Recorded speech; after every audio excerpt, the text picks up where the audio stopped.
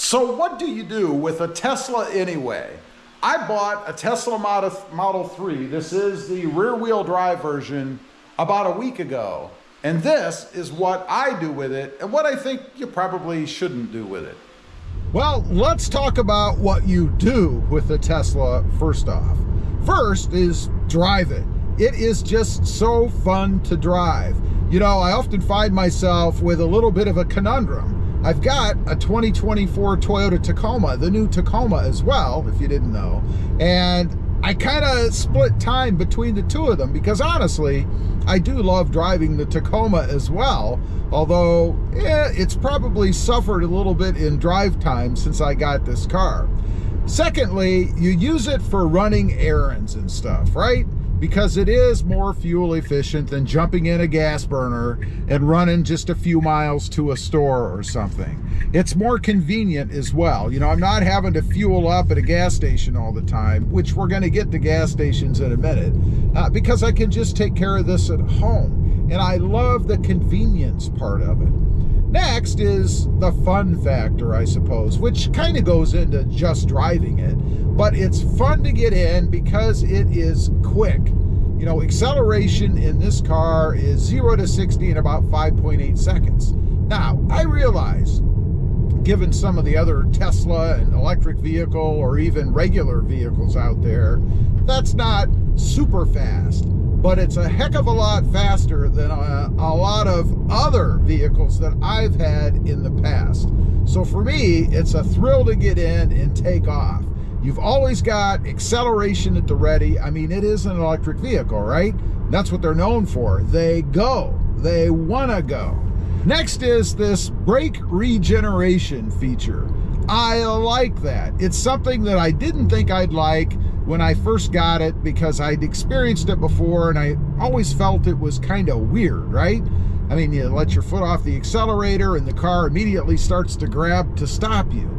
It always felt just kind of strange to me, but not so much anymore. I've gotten used to it, and I've got to say, I find myself sometimes expecting to feel that same feeling or experience that same thing in the Tacoma. That's right, I'll go to pull up to a stop sign and I let off the gas pedal, the accelerator, and I expect the car to start stopping. It doesn't happen. It's kind of strange once you get used to it. And I like the fact that I can pull up to stop signs and stop lights and just kind of let the car do the stopping with that regenerative braking, come to a stop, never have to touch the brake pedal, and then just take off. And I've got to say, it's the most fun right if you get there when the light changes. In other words, you're pulling up, the car's slowing down, you're first one in line, and the light changes before you fully stop, right? So you just depress the accelerator from that regenerative braking experience.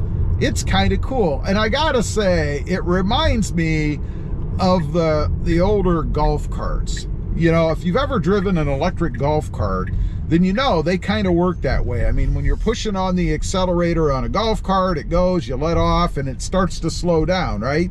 It's the same kind of sensation, although a lot heavier in a Tesla, but I used to really dig driving those golf carts when I was younger.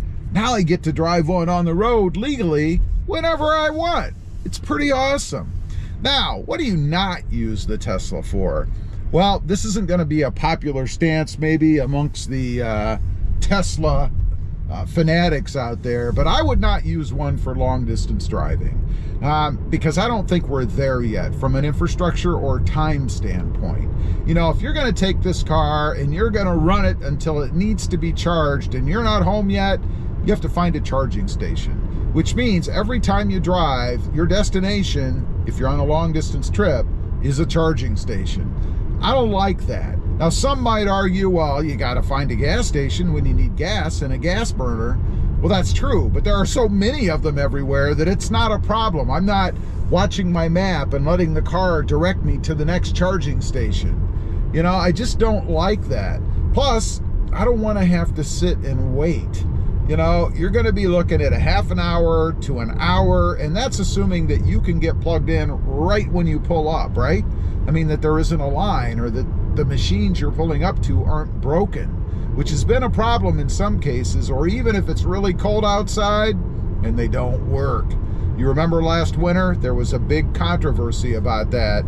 A bunch of electric vehicles sitting at charging stations that wouldn't work because it was too cold. I don't have that problem with gasoline. It always works.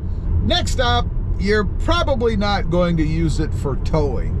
I mean, let's face it, it does have a limited amount of juice, if you will. And if you hook something up to the back, can you imagine what that is going to do to your mileage, your range? You're going to be looking to recharge that thing much more frequently than you would if you were driving something gas powered. I would never hit something up to a Tesla if I was going to be doing any long distance traveling. Let's say you're camping or whatever. Now, I know there's going to be folks out there that are probably going to disagree with me. Oh, I've got a small camper, I tow, we go camping all over the place. Well, if that works for you, that's great. Doesn't work for me, not something that I really would want to do. I got to go back to the things that you do want to do real quick. I have to add modifying. You see, I like to modify vehicles, add my own touch, do things to the car, and I've done several things to this car so far. Everything is really just for looks that I've done, an aesthetic touch, if you will.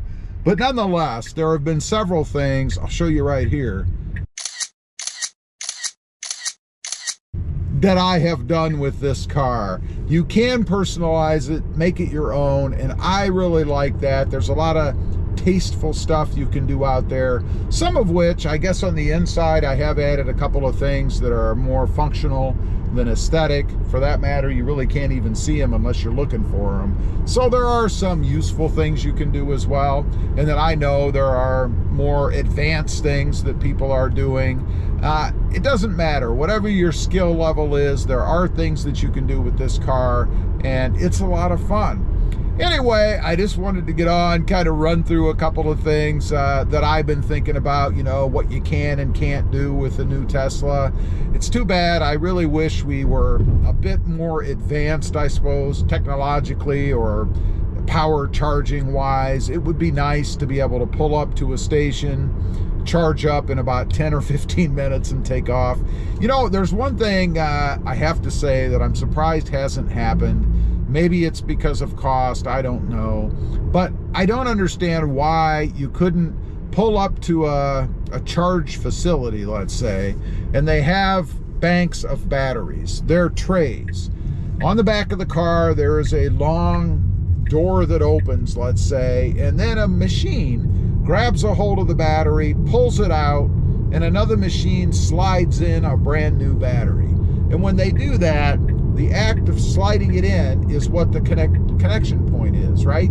So no one has to get under there and take things off or whatever. Imagine if it was like prongs on each side of the battery.